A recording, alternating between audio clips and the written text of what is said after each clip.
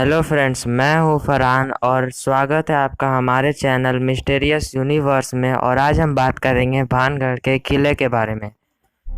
भानगढ़ का किला Sariska tiger reserve के border पर है, जो कि राजस्थान के अलवर डिस्ट्रिक्ट में आता है।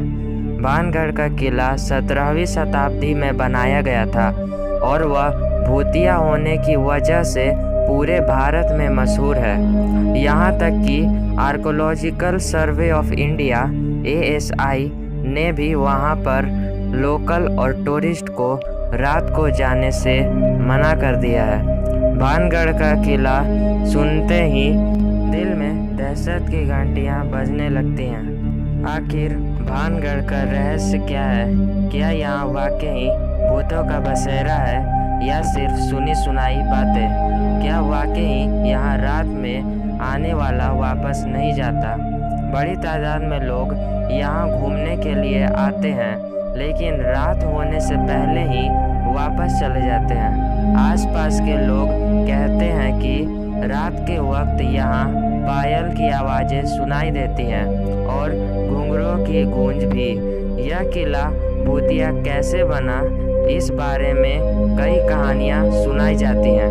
पहली कहानी के अनुसार इस किले को राजा भगवान दास ने बनवाया था। भानगढ़ राजा माधो सिंह की राजधानी रहा। मान सिंह को अकबर का बहुत करीबी माना जाता था। भानगढ़ से 5 किलोमीटर दूर है सोमसागर तालाब, जिसके किनारे से एक पत्थर मिला था। इस पत्थर से पता चलता है कि माधो सिंह अकबर के दरबार में दीवान थे।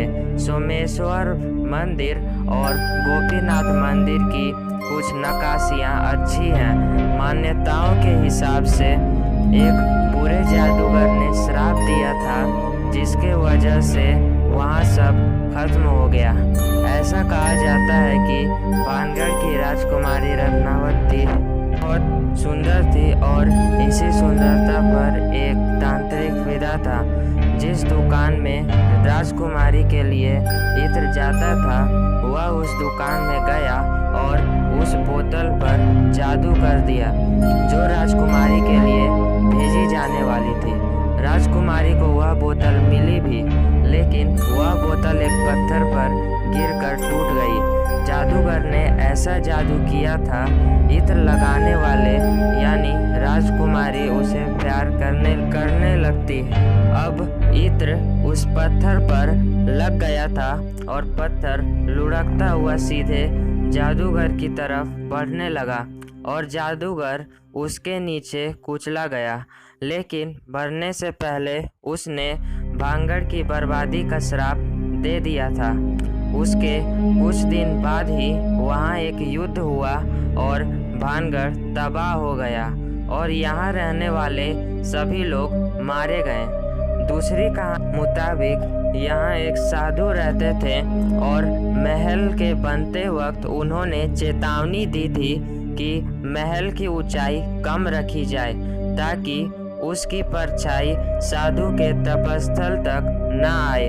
लेकिन बनाने वाले ने इस बात का ध्यान न रखा और महल को अपने हिसाब से बनवाया। महल की ऊंचाई ज़्यादा होने की वजह से उसकी परछाई साधु के तपस्थल तक पहुंचने लगी और इसे देखकर साधु ने गुस्से में श्राप दे दिया और फिर भानगढ़ तबाह हो गया। एक तीसरी कहानी के मुताबिक 1720 में पानी की कमी थी। 1783 में एक अकाल पड़ा जिसने यहाँ रिहाइश खत्म कर दिया और भानगढ़ पूरी तरह से उजड़ गया। एक सवाल इसके बारे में यह है कि भानगढ़ सचमुच भूतिया है? ये वो सवाल है जिसका कोई जवाब नहीं है।